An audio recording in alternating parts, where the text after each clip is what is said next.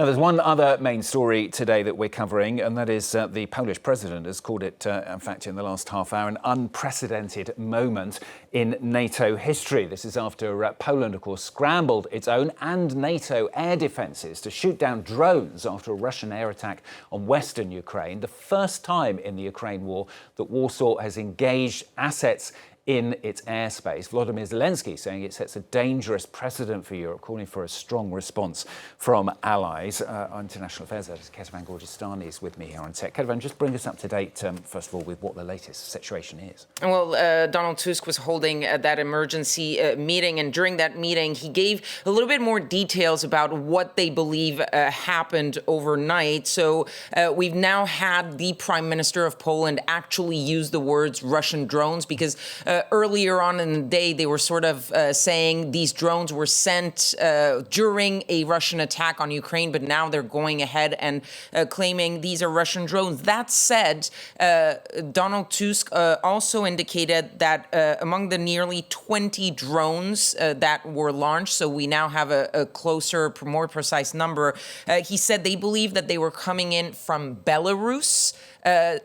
Of course, Belarus is an ally of Russia in the war in Ukraine, so that could make sense. And he also indicated that it was unclear whether that was intentional. Belarus has said that they warned Poland about some lost drones heading their way.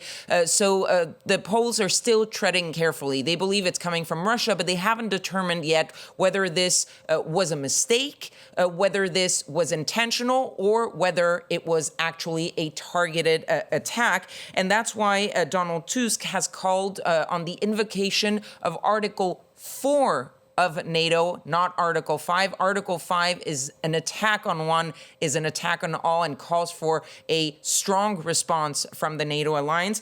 Article 4 calls for consultation over military matters when the territorial integrity of any parties is threatened. So there is a meeting of the NATO alliance that was long planned way before all of this happened that will likely be discussing this issue. But when you see the reaction around Europe and also coming from the United States, you see that everyone is taking this extremely seriously, calling it a violation of Polish sovereignty and an unacceptable escalation.